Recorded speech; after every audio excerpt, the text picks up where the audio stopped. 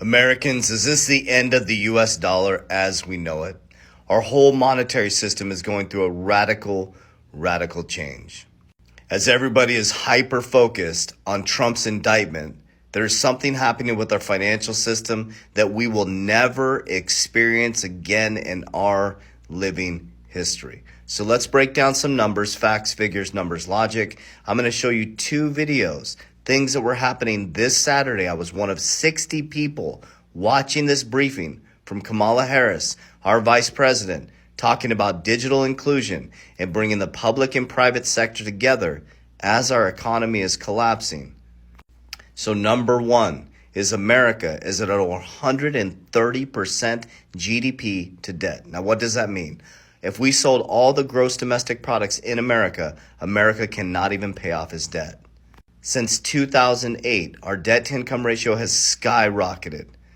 Number two, 33% of America's debt is held outside of the United States, and two of the top countries are China and Japan that hold U.S. debt. Number three is in America, we are a debt-based society. We are the liquidity. Your hard-earned money in America. So every time a construction worker goes to work, gets his paycheck, here's how the system works. That construction worker takes their money and puts their $2,000 every 2 weeks into the banking system. That $2,000 now, as of 2020, can be lent out 100%. Before 2020, we had fractional reserves. They still only had to keep 10%. But since 2020, when that construction worker puts their $2,000 hard-earned money into the bank, 100% of their money can be lent to the next person. So when you're standing in line at the bank to deposit your check, 100% of the people in that line is debt. There's no actual money in the system. Now you're probably like, why? Well, 1971, we detached from the gold standard. The American dollar has nothing backing it. Here's where the rub comes in. We had dominance. We had power because all oil was traded in U.S. dollars since 1974 with the Petro deal, where we promised arms and protection to the Saudis for trading all oil in U.S. dollars. Well, as you sit right now, as you're worried about shit that doesn't matter, all countries are working to de-dollarize, specifically China and Russia. China went into India and created a peace deal that we couldn't do. China and Russia are working together to create their own currency. And most countries are done with the dollar dominance. Here's why. Is when we raise interest rates, it destroys all other economies because we are the dominant currency. So let's put ourselves in other people's shoes as Americans. So people are looking at America now. We're at 130% debt to income ratio. We're bankrupt.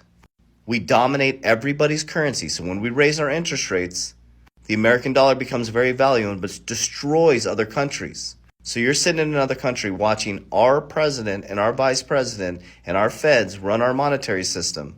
And you're like, wait a minute. So you have the worst ran monetary system. All your liquidity is other people's debt. And every time you raise interest rates, you're going to destroy my currency and my people's hard-earned money. Everybody's done with it. The U.S. dollar dominance is done. I'm proud to be an American. I built companies in America. I'm just telling you what's happening. I didn't create these policies. I didn't put us in debt. I didn't create a debt-based system where your money is the liquidity for their policies. Okay, so let's go back to macroeconomics. So if they need to get more money, they have to raise or eliminate the debt ceiling. We have to borrow to pay for critical services like postal worker pensions. So there's only 4 ways you can fix this. Then I'll get to the videos, I promise. Number one, in a debt-based society or in a debt crisis, please go read Ray Dalio's books. Number one is you can move the money from the people who have the debt to the people who need it. They're not going to do that. Number two is you can turn the printing machine on full blast. They might do that, devalues the dollar even more. Number three, you can stop spending. They can't. We're broke. Or they could and not pay for critical services. Or number four, you can restructure debt. So what is happening right now? Bank bail-ins are happening right now where they are taking banks, debt, turning it into equity and selling it to larger banks. Think about that. Okay, so as you look this way at Trump's indictment, here's what's happening in Africa. So instead of focusing and fixing our country, here's what Kamala Harris is doing. So this video was 10 days ago of the Kenya president stating this about the American dollar. For the people who work numbers, I am giving you free advice that those of you who are holding dollars, you surely might go into losses. You better do what you must do, because this market is going to be different in a couple of weeks. Okay, so that was 10 days ago. This is Kamala Harris. I was one of 60 people watching this briefing on Saturday morning as everybody else is focused on other things in the news. I'm going to play two videos. So this is video number 1. This is her briefing. She's in Africa 10 days later from that video of what the Kenya president said. And opportunities that we have seen thus far to the benefit of the entire world. To help achieve these goals, I believe in the strength of public-private partnerships. And in fact, this approach that we have taken and the occasion for this meeting, I probably more accurately would call it a private-public partnership.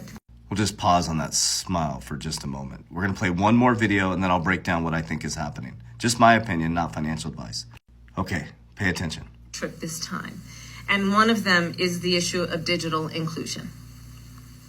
So when we think about where we are in terms of 21st century economies, digital services are essential to 21st century economies. Digital technologies facilitate opportunities across society and frankly, I believe can be great equalizers in terms of giving those who have access equal opportunity and availability to information, to education, to networks in a way that improves and empowers themselves, their families, their community, and all of society benefits. And of course, when we talk about digital access, we are talking about everything from financial inclusion to economic opportunities, all of which obviously drive growth and innovation. Africa's digital economy is large and growing. Within the next 2 years, for example, the forecast is that 1 in 6 of the world's internet users will be right here on this continent. 1 in 6 internet users will be in that continent.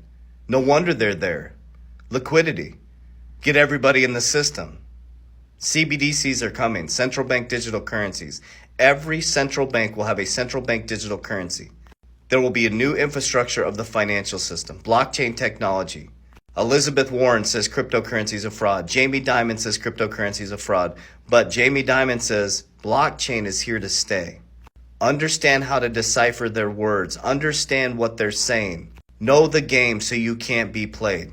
There will never be an opportunity like this in our living history during the biggest shift in financial wealth, the biggest shift in transformation of wealth from the baby boomers down to the next generation, and a switch in a monetary system, Web 2.0 to Web 3.0, industrial to technical. I can only present facts, figures, numbers, logic to you and what's actually happening in our financial system. Our vice president is in Africa, in the largest continent in the world, working to get financial inclusion in the private and public sector together to get all the liquidity running back through the system. They need liquidity. People and their hard-earned money are the liquidity. I'll leave you with this nugget. Ripple expands into Africa, partnering with MSF Africa to bring the benefits of crypto-enabled payments to the continent November 15, 2022. Jay Clayton initiated his case against Ripple December 20th, 2020. And now Jay Clayton sits on the board for the FDIC, which is bailing in banks, turning credit into equity and selling them to the larger banks. Welcome to the shift in your monetary system. Welcome to the death of the dollar and the rise of new digital currency. I didn't create the game. I'm just paying attention to it.